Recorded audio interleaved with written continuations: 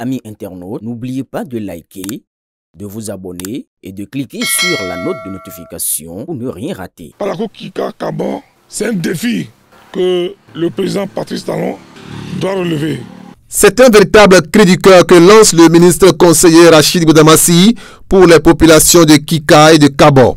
Depuis des années, la route Parakou Kika Kabo, pourtant stratégique et frontalière du Nigeria, reste un parcours de combattants pour les usagers. Abritant un poste de douane et un poste de police, ce axe constitue un maillon essentiel du commerce et de la sécurité transfrontalière. Introduit jadis au Parlement lorsque le ministre conseiller siégeait encore, le dossier a malheureusement été abandonné.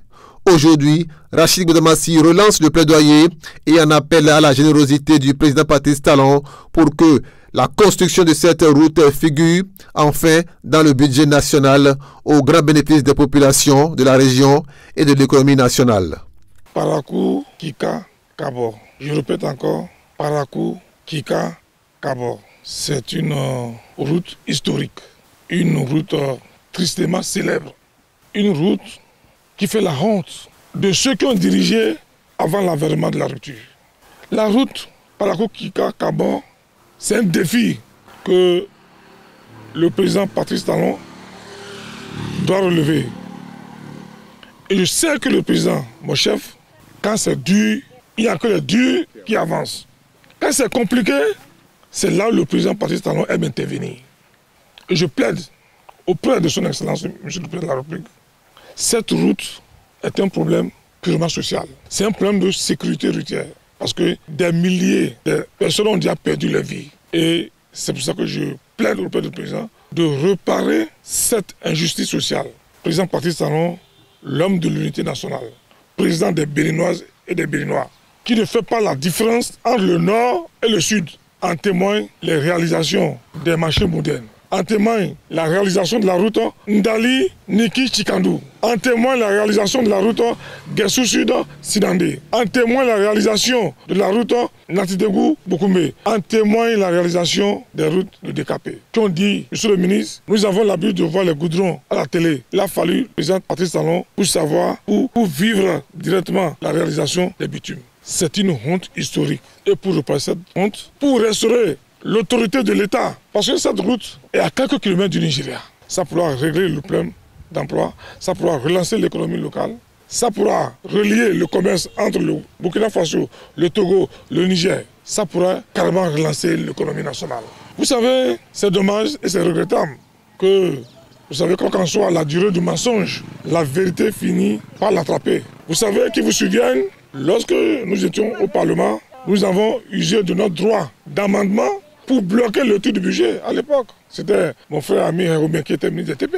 Où nous avons tout fait, ils ont inscrit la réalisation de la route Parakou Kika Kabo. Mais l'inculture politique, l'incompétence politique de ceux-là qui nous ont remplacés, qui sont venus au Parlement accidentellement, n'ont plus l'intelligence de suivre le dossier. Dites-moi, depuis qu'ils sont allés au Parlement accidentellement, ils n'ont jamais parlé de la route Parakou Kika Kabo, alors que le pouvoir dont dispose un parlementaire est énorme. Il y a le droit d'amendement, le parlementaire peut initier les projets de résolution.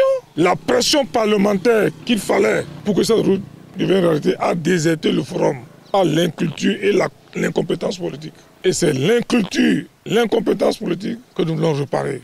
Et c'est pour ça que je demande au président Patrice Talon de restaurer la dignité des populations de cette région. En quoi faisant? De faire de cette route une priorité. Et c'est pour ça que nous disons partout qu'il faut maintenir le cap. Il faut maintenir le cap pour que la dynamique continue.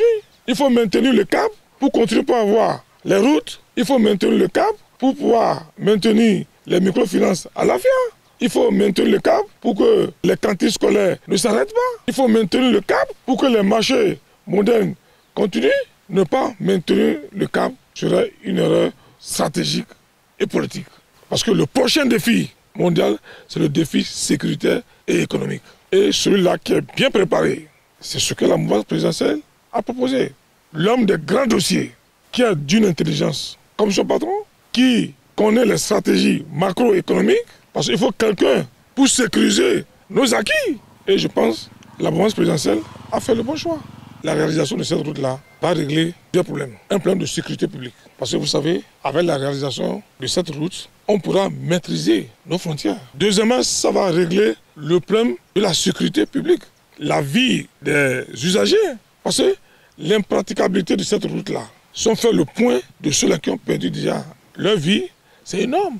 Donc ça pose un problème d'assainissement, mais ça pose aussi un problème de sécurité publique. Et ça pose aussi un problème de sécurité routière. Sécurité publique, sécurité routière. Et ça règle aussi définitivement un problème d'économie. C'est très important. Et je pense qu'un Béninois peut quitter Parakou à moins d'une année au Nigeria pour faire ses affaires. Est-ce que vous savez qu'à cause de l'impraticabilité de cette route, beaucoup contournent le Bénin pour aller au Niger, pour aller au Burkina Faso, pour aller au Mali? Quelle pète pour notre économie. Voilà la réalité. C'est pour ça que je demande, je plaide, parce que je fais le travail des autres à leur place. C'est vrai aussi, c'est mon travail, parce que le rôle d'un ministre conseiller, c'est de constater les maux qui freinent le développement de notre localité, de remonter l'information, d'apporter la lumière sur les grandes organisations du gouvernement. C'est ce que je suis en train de faire. Je pense que je suis humblement dans la stratégie et dans le constat et dans l'obligation de compte rendu.